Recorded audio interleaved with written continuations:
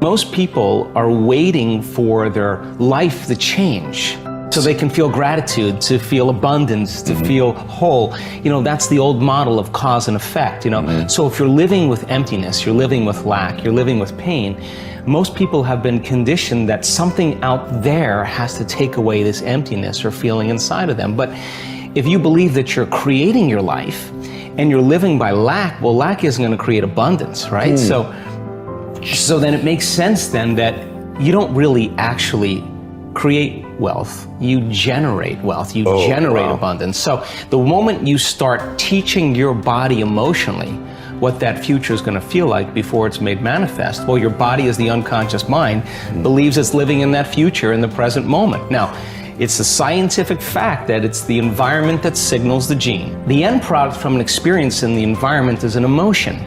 So when you begin to embrace an elevated emotion, you're beginning to signal the gene ahead of the environment. What's the importance of that? Well, genes make proteins, and proteins are responsible for the structure and the function of your body. And the expression of proteins is the expression of life. So by you creating an elevated emotion and teaching your body what that future will feel like before it's made manifest, your body's starting to live in that future reality in the present moment. Now here's the key.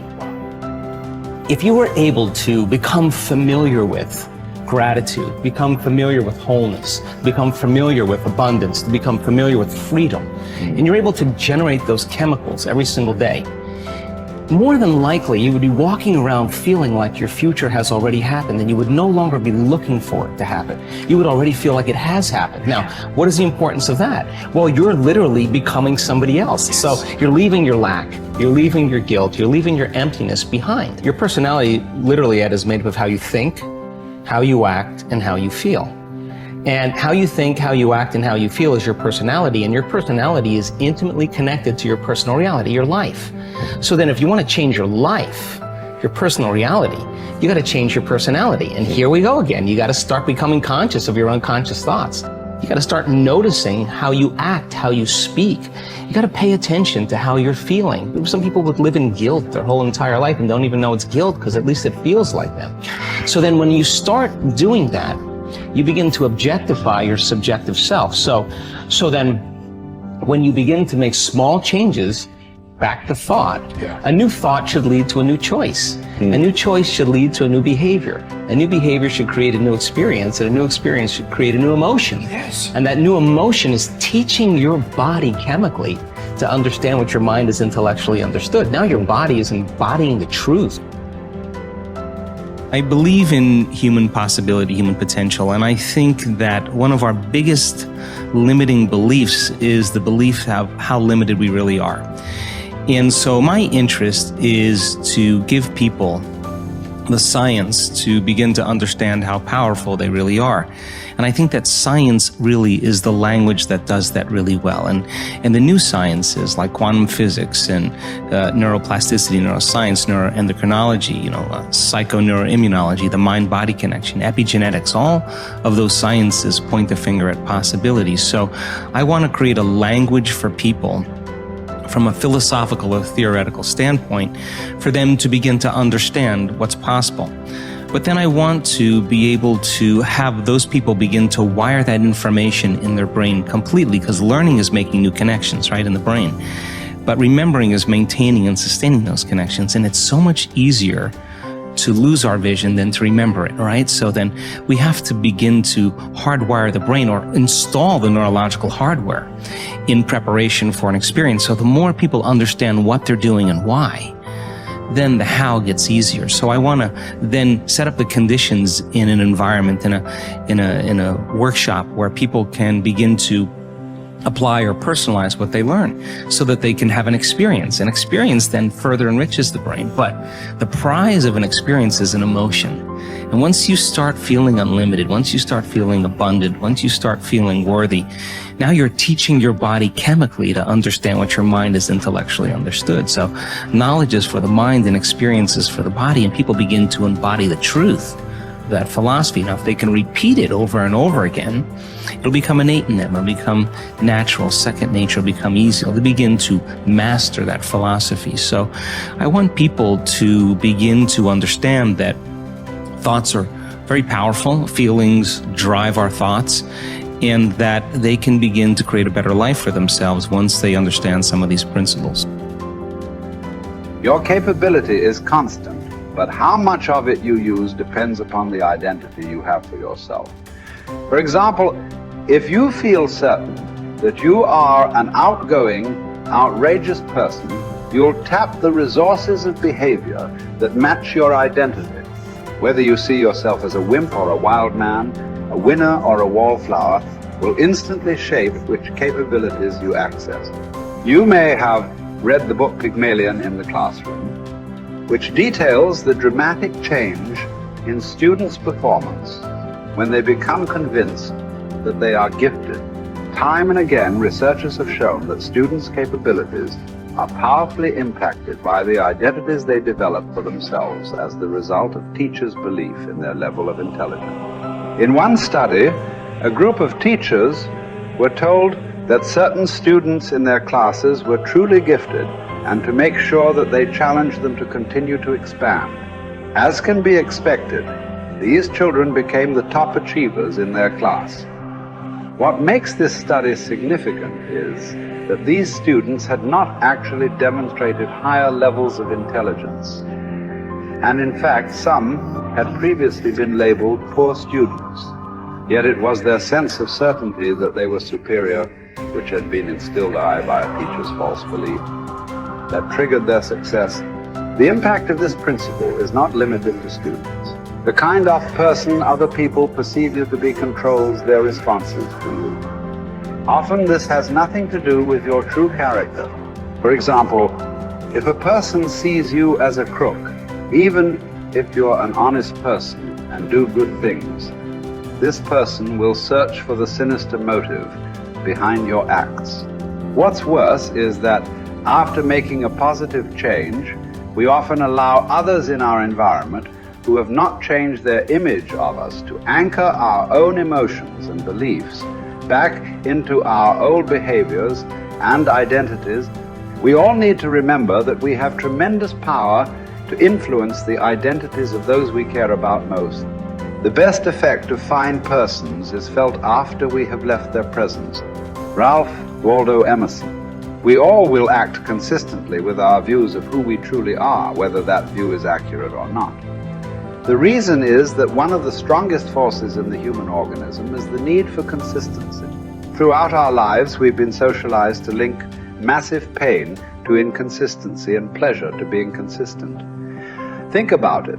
What labels do we attach to people who say one thing and then do another, who claim to be one way and then behave another? We call them hypocritical, fickle, unstable, unreliable, wishy-washy, scatterbrained, flaky, untrustworthy. Would you like to have these labels attached to you? Would you even like to think of yourself in this way? The answer is obvious. A resounding no as a result whenever we take a stand, especially a public stand, and state what we believe, who we are, or what we're about.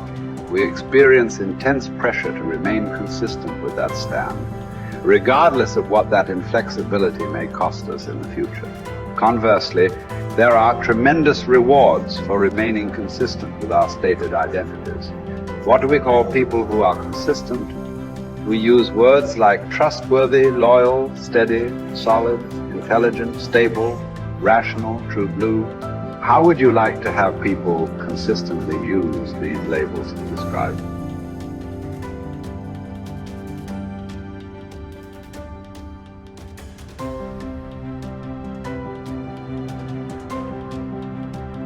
Becomes irrevocably tied to your ability to avoid pain and gain pleasure. Life is a game we are all bound to lose. The man who looks for the morrow without worrying over it knows a peaceful independence and a happiness beyond all others. Whoever has said, "I have lived," receives a windfall every day he gets up in the morning. Confronting the worst case scenario saps it of much of its anxiety, inducing power. Happiness reached via positive thinking can be fleeting and brittle. Negative visualization generates a vastly more dependable calm. It is a ridiculous thing for a man not to fly from his own badness, which is indeed possible, but to fly from other men's badness, which is impossible. Hour by hour resolve firmly to do what comes to hand with dignity and with humanity, independence, and justice. Allow your mind freedom from all other considerations. This you can do if you will approach each action as though it were your last, dismissing the desire to create an impression, the admiration of self, the discontent with your lot. See how little man needs to master for his days to flow on in quietness and piety. He has but to observe these few counsels, and the gods will ask nothing more. When force of circumstance upsets your equanimity, lose no time in recovering your self-control, and do not remain out of tune longer than you can help. Habitual recurrence to the harmony will increase your mastery of it. If you apply yourself to study, you will avoid all boredom with life. You will not long for night because you are sick of daylight. You will be neither a burden to yourself nor useless to others. You will attract many to become your friends, and the finest people will flock about you. Life is neither a glorious highlight reel nor a monstrous tragedy. Every day is a good day to live and a good day to die. Every day is also an apt time to learn and express joy and love for the entire natural world. Each day is an apt time to make contact with other people and express empathy for the entire world. Each day is perfect to accept with indifference all aspects of being. Perhaps struggle is all we have because the God of history is an atheist and nothing about his world is meant to be. So you must wake up every morning knowing that no promise is unbreakable, least of all the promises of waking up at all. This is not despair. These are the preferences of universe itself. Verbs over nouns, actions over states, struggle over hope. And here are two of the most immediately useful thoughts you will dip into. First, that things cannot touch the mind. They are external and inert. Anxieties can only come from your internal judgment. Second, that all these things you see will change almost as you look at them, and then will be no more. Constantly bring to mind all that you yourself have already seen change. The universe is changed. Life is judgment. Each of us is impermanent wave of energy folded into the infinite cosmic order. Acknowledgement of the fundamental impermanence of ourselves unchains us from the strictures of living a terrestrial life stuck like a needle, vacillating between the magnetic pull of endless desire and the terror of death. Once we achieve freedom from any craving and all desires, and we are relieved of all titanic fears, we release ourselves from living in perpetual distress. Once we rid ourselves from any impulse to exist, we discover our true place in the universal order. The composition of our life filament is exactly right when we accept the notion of living and dying with equal stoicism. You have the power to strip away many superfluous troubles located wholly in your judgment, and to possess a large room for yourself, embracing in thought the whole cosmos, to consider everlasting time, to think of the rapid change in the parts of each thing, of how short it is from birth until dissolution, and how the void before birth and that after dissolution are equally